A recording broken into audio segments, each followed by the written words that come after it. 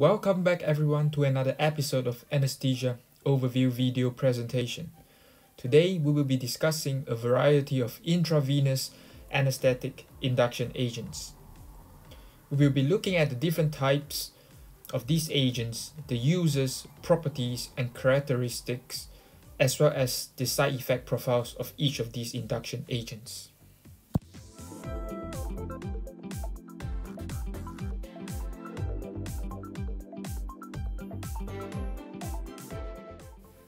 Let us first now take a look at propofol. It is a lipophilic phenol derivative and is produced commercially as a white emulsion in soybean oil. And it has become the most commonly used IV anesthetics induction agent in the developed world. It works by increasing GABA-mediated inhibitory tone to the central nervous system.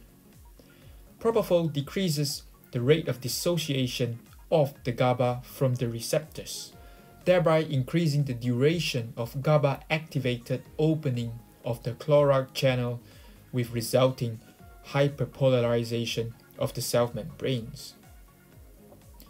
Propofol has a rapid onset of action due to rapid distribution. It has a half-life of about 30 to 60 minutes and with good recovery after the induction. It also has a proven anti-emetic properties, which may be due to the direct suppression of chemoreceptor trigger zone, which is involved in initiation of vomiting. Propofol is suitable for induction and maintenance of general anesthesia, as well as sedation during regional anesthesia and even short procedures. With its advantages, it also comes with its disadvantages. It has a risk profile of cardiorespiratory depression, hence it is often contraindicated in the extremes of age. Besides, it is also contraindicated in the case of egg or soy allergy.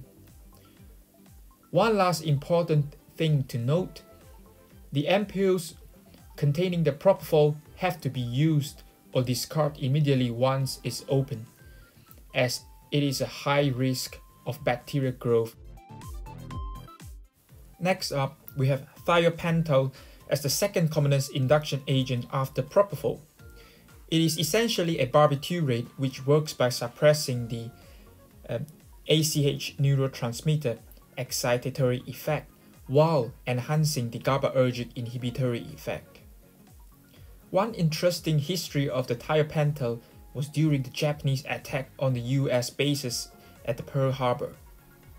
With reduced stocks of diethyl ether available as the commonly used induction agent during that time, intravenous sodium pentothal is a most sophisticated and complex drugs, was used with devastating effects in many of those hypovolemic, anemic, and septic patients, causing the hazards of spinal anesthesia, and the effects were compounded by the lack of trained anesthetists during that time.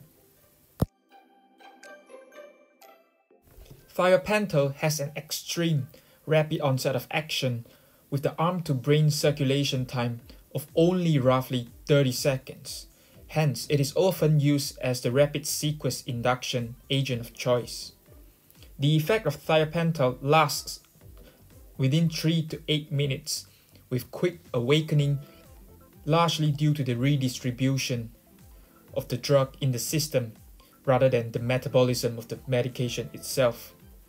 Its use is suitable in general anesthesia induction and has the advantages of lowering intracranial pressure, and is a potent anticonvulsant often used during status epilepticus when other measures have failed.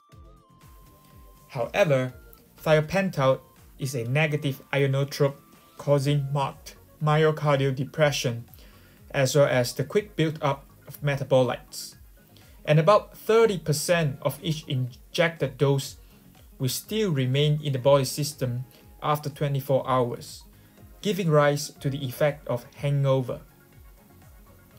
Due to its extremely rapid onset of action, it is often unsuitable for maintenance.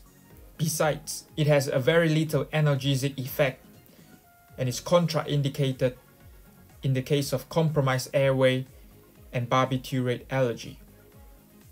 One important risk to recognize with thiopental is the accidental extravasation injuries and intra-arterial injection causing arterial spasm, ischemia, and gangrene of the limb. However, this is less common nowadays due to the obligatory use of indwelling catheter. The next slide will show the immediate management of extravasation injury. First, stop the injection and aspirate as much drug as we can, but leave the cannula in situ. If feasible, mark the area of extravasation and elevate the limb, as well as consider other specific treatments if appropriate.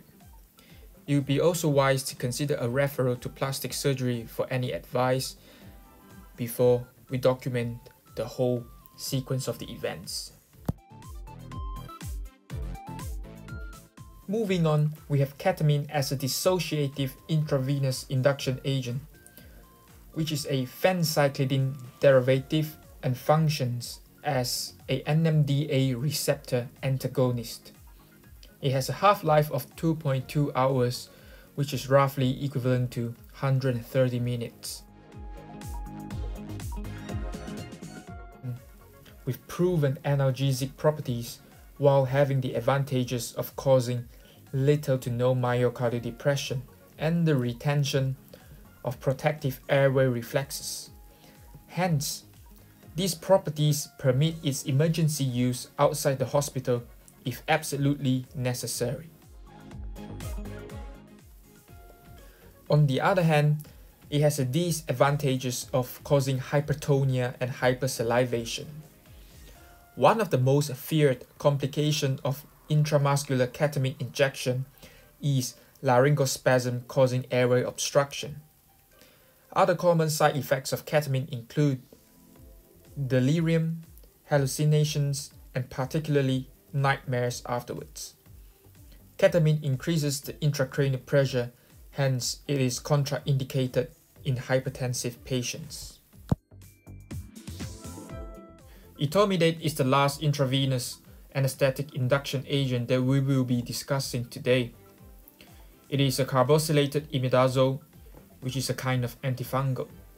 Etomidate has a half-life of 3.5 hours and does not provide any analgesic effect as compared to ketamine. It also functions by enhancing the GABAergic effect as seen in propofol and thiopental. Its use is limited to induction agent only, as long-term use in the case of critically ill patient may result in adrenal suppression with associated increase in the mortality rate.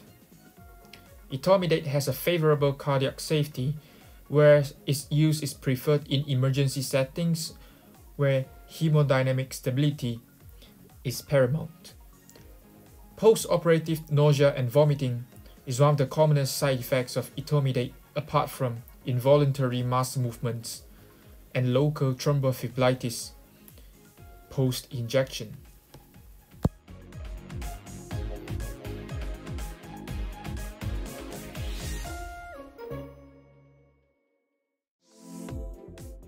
This is a summary table of the key points of each IV anesthetic induction agent.